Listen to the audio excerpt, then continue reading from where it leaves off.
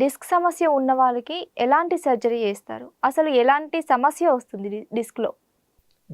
డిస్క్లో ఏంటంటే ఈ బోన్స్ మధ్యలోనే ఈ డిస్క్ అనేది ఒక మనకి కార్లో షాక్ అబ్జార్బర్ లాగా, ఒక ఆటోమొబైల్కి ఎట్లయితే షాక్ అబ్జార్బర్ ఉంటుందో మన బాడీలో ఈ బోన్స్ మధ్యలో ఉండే ఒక గుజ్జు లాంటి పదార్థం అనమాట. ఓకే.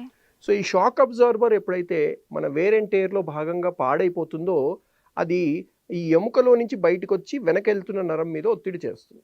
ఓకే. సో చెప్పాను కదా, మైల్డ్గా ఉన్నప్పుడు సర్జరీ అవసరం లేదు, మోడరేట్గా ఉన్నప్పుడు అవసరం లేదు.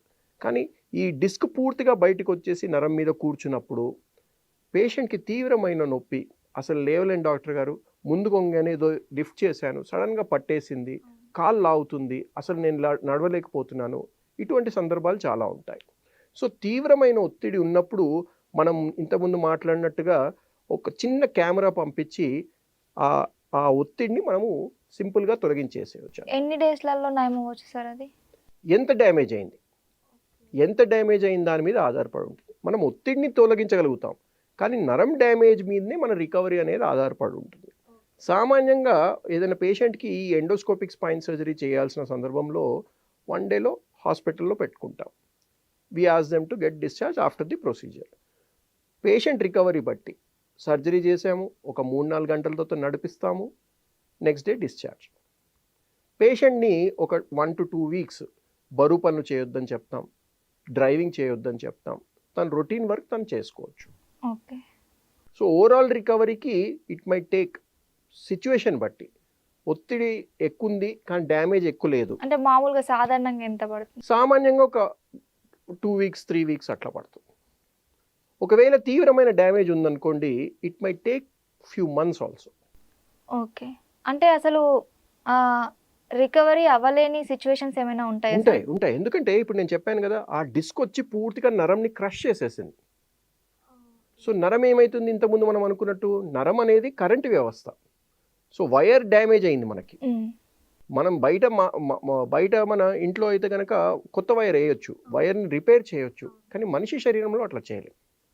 సో మనం ఏం చేస్తున్నాము, ఇది వచ్చేసి పూర్తిగా నరంని క్రష్ చేసేసింది. సో ఈ ఒత్తిడిని తొలగిస్తున్నాం. ఇది హీల్ అవ్వాల్సింది న్యాచురల్గానే.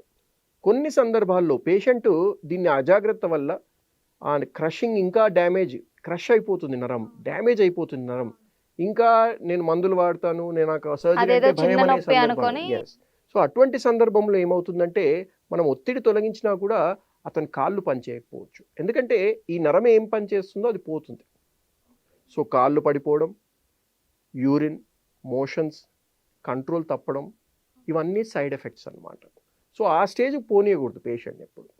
అండ్ మనము కొన్ని సందర్భాల్లో ఏమవుతుందంటే, ఫర్ సపోజ్ ఈ డిస్క్ ప్రాబ్లమే ఉంది ఎవరికో, ఆల్రెడీ కాళ్ళు పడిపోయింది, ఆల్రెడీ మూత్రం స్పర్శ తెలియట్లేదు, దొడ్డికి స్పర్శం తెలియట్లేదు, అప్పుడు మనం సర్జరీ చేసాము, నొప్పి తగ్గిపోతుంది, కానీ నరం డ్యామేజ్ అయిపోయింది.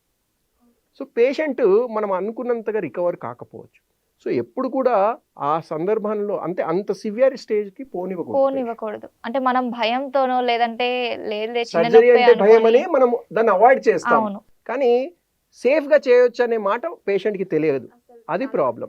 కానీ ఇప్పుడున్న అవైలబిలిటీ అయితే అదే, మనం చాలా సేఫ్గా చేసుకోవచ్చు ఇలాంటివన్నీ కూడా. Yes.